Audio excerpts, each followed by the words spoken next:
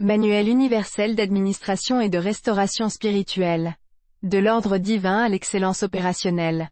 Préparé par la direction de MKMI, pour la bonne marche de nos églises locales. Chapitre 3, l'administration locale, le squelette de l'Église. Structurer le corps pour supporter la gloire, car l'homme ne vit pas seulement de pain, mais de toute parole qui sort de la bouche de Dieu. Matthieu 4/4, la nourriture spirituelle, c'est pourquoi frères, choisissez parmi vous 7 hommes, de qui l'on rende un bon témoignage, qui soit plein d'esprit saint et de sagesse, et que nous chargerons de cet emploi. Acte 6/3, l'organisation administrative. Préambule, l'importance du squelette. Une église sans administration solide est comme un corps humain sans squelette. Une masse de chair informe, incapable de se tenir debout, de se battre ou d'avancer. L'administration n'est pas une entrave à l'esprit, c'est le système osseux qui permet au corps de Christ de porter le poids de la gloire de Dieu sans s'effondrer. Ce chapitre définit avec une précision chirurgicale les rôles, les limites de pouvoir et les responsabilités de chaque officier de l'église locale MKMI. Il est le guide pour éviter la tyrannie, abus de pouvoir et l'anarchie, absence de règles. Section 1, le pasteur principal commandant de base. 1.1, identité et mandat. Le pasteur principal est l'officier supérieur établi sur le campus local. Il est le commandant de base. Il porte la double casquette de père spirituel berger et de chef exécutif administrateur. Juridiction. Son autorité s'exerce sur toutes les âmes, les départements et les activités du campus local. Source du pouvoir. Son autorité est déléguée par le haut commandement Jésus-Christ, via la hiérarchie MKMI Direction internationale nationale. 1.2, description des tâches, cahier des charges. Le pasteur principal ne doit pas tout faire, mais il est responsable que tout soit fait.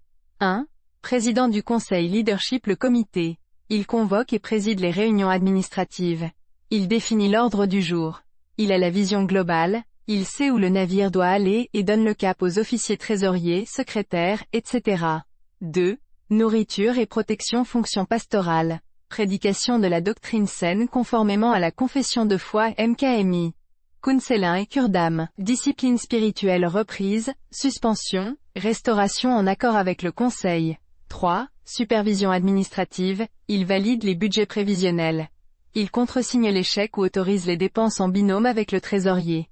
Il s'assure que chaque département jeunesse, dames, etc. est actif et aligné sur la vision. 1.3. Les limites de pouvoir, c'est eux qu'il ne doit pas faire. Pour empêcher la manipulation, l'abus spirituel et la dérive autocratique, le pouvoir du pasteur commandant de base n'est pas absolu. Il est encadré par des bornes strictes que nul ne peut franchir sans s'exposer à des sanctions disciplinaires. Interdiction de gestion financière directe, le pasteur ne doit jamais toucher l'argent des offrandes seul, ni garder la caisse chez lui. Il ne doit pas être signataire unique sur les comptes bancaires. Protection, cela le protège des accusations de vol et maintient son intégrité au-dessus de tout soupçon.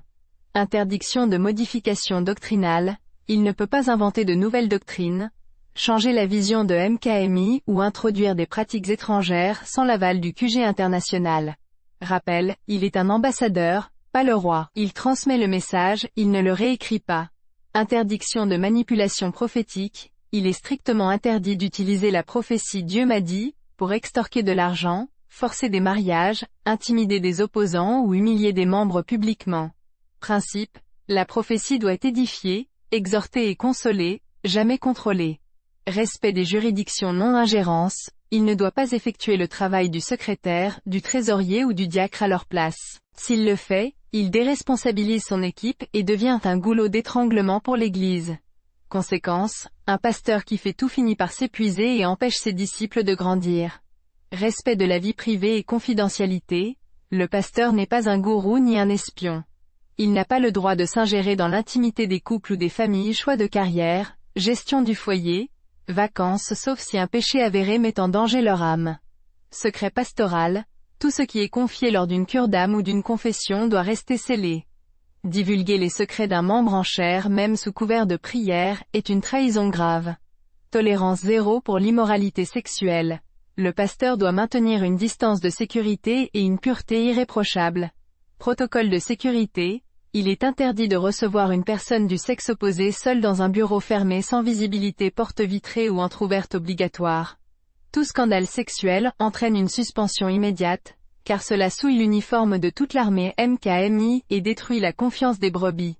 Interdiction d'excès de zèle, équilibre de vie. Le pasteur ne doit pas imposer un rythme de vie insoutenable à ses troupes, ni à lui-même. Protection de la famille. Il est interdit de multiplier les réunions tous les soirs de la semaine au point de détruire la vie de famille des fidèles. Une église qui détruit les foyers pour l'œuvre de Dieu, travaille contre Dieu. Le repos et le temps familial sont bibliques et obligatoires pour la santé mentale des soldats. 1.4. Le système de rapport, obligation de rendre compte. Le pasteur est un homme sous autorité. Il doit rendre des comptes à la Direction Générale Nationale Division Renseignement ou au superviseur de zone. Le rapport hebdomadaire Flash Report. Contenu, statistiques de présence hommes, femmes, enfants, montant des offrandes dîmes, nombre de nouveaux convertis, incidents majeurs. Destinataire, Secrétariat national. Le rapport mensuel, rapport stratégique, contenu, analyse spirituelle du mois, état d'avancement des projets, bilan financier complet validé par le trésorier, besoins matériels ou spirituels du campus. Format, rédigé avec clarté, honnêteté, ne pas gonfler les chiffres et humilité. Section 2, l'assistant du pasteur, le second XO 2.1, rôle et fonction, le soutien fiable. Dans l'armée, c'est l'officier exécutif XO. Il est le bras droit du commandant. Son rôle n'est pas d'avoir sa propre vision, mais d'aider le pasteur principal à accomplir la vision de MKMI1. Le remplaçant officiel, en cas d'absence, de maladie ou de déplacement du pasteur principal, l'assistant prend les commandes. Il assure la continuité du service. 2, le gardien des opérations. Souvent, pendant que le pasteur principal se concentre sur la prière et la parole, acte 6/4, l'assistant gère la mise en œuvre opérationnelle des décisions du comité. 2.2, limites et dangers, prévention de l'usurpation. Le poste d'assistant est le plus exposé à la tentation de l'esprit d'Absalom, rébellion subtile. Ce qu'il ne doit jamais faire. Créer un clan ou une faction à l'intérieur de l'Église, moi je suis pour Paul, moi pour Apollos. Critiquer le pasteur principal devant les membres ou les autres leaders. Voler le cœur du peuple en se montrant plus accessible, ou plus gentil que le pasteur principal pour prendre sa place. Sa loyauté, elle doit être sans faille. S'il est en désaccord avec le pasteur, il doit lui en parler en privé, jamais en public. 2.3 Rapport. L'assistant ne fait pas de rapport direct au national sauf intérim, il fait rapport au pasteur principal. Il rend compte de l'exécution des tâches qui lui ont été confiées. Section 3, le conseil administratif, l'état-major local. Le conseil n'est pas une chambre d'enregistrement. C'est le moteur de l'Église. Chaque membre a une fonction spécifique et vitale. 3.1, les diacres, le ministère de la table et de l'ordre. Définition, les diacres sont les mains de l'Église. Ils s'occupent des besoins physiques pour que les pasteurs s'occupent des besoins spirituels. Tâches, maintien de l'ordre pendant les cultes, protocoles. Gestion de la distribution alimentaire ou des aides sociales. Entretien du bâtiment et logistique. Visite aux malades et aux veuves sous supervision pastorale. Rapport. Le chef des diacres fait un rapport au pasteur ou à l'assistant après chaque grand événement, problème logistique, besoin matériel. 3.2. Le secrétaire de l'Église, la mémoire vivante. Le secrétaire est l'un des postes les plus cruciaux. Une église sans secrétaire est une église amnésique. Pouvoir et juridiction, elle gère l'information. Son pouvoir commence à la collecte des données et finit à leur archivage sécurisé. Tâches spécifiques, rédaction des procès-verbaux PV, rien n'est officiel tant que ce n'est pas écrit. Il note toutes les décisions prises en réunion de comité. Gestion des archives, registre de baptême, mariage, présentation d'enfants, liste des membres à jour, validation des rapports. Avant que le pasteur n'envoie un rapport au national, le secrétaire doit le viser pour certifier que les chiffres correspondent au registre. Erreur à éviter. Ne pas garder la confidentialité, le secrétaire sait tout, il ne doit rien dire dehors. Être désorganisé, perdre des documents légaux. 3.3, le trésorier de l'Église, le gardien du temple. Pouvoir et juridiction, il gère les flux financiers. Il a le devoir de dire non si une dépense n'est pas justifiée ou s'il n'y a pas de fonds, même au pasteur avec respect. Tâches spécifiques, comptage des offrandes, toujours effectué par une équipe de 3 personnes minimum, principe des cordes à 3 fils, jamais seul. Un formulaire de comptage doit être signé par tous les compteurs. Gestion bancaire, dépôt rapide, émission de chèques, conciliation bancaire. Transparence, tenir un livre de compte entrée-sortie consultable par le conseil. Rapport financier, Il rédige le rapport financier mensuel, dîmes, offrandes, dons spéciaux, dépenses fixes, loyer, électricité, dépenses variables. Ce rapport est présenté au comité pour approbation avant envoi au siège. 3.4. Le délégué porte-parole, la voix de l'Assemblée. Rôle, il est le pont de communication. Interne, il fait les annonces officielles pendant le culte. Il s'assure que l'information circule bien entre le comité et l'Assemblée. Externe, il peut représenter l'Église auprès des autorités locales ou des autres églises relations publiques, sous mandat du pasteur. Rapport, il remonte au pasteur le climat de l'Église, ce que les gens disent, les rumeurs à éteindre, les incompréhensions. 3.5. Le conseiller, la sagesse. Rôle, souvent un aîné ou une personne mature. Il n'a pas forcément de fonction exécutive, mais il apporte la sagesse, la modération et l'arbitrage en cas de conflit interne au comité. Mission. Veiller à ce que les décisions restent bibliques et éthiques. Section 4. Les représentants des ministères.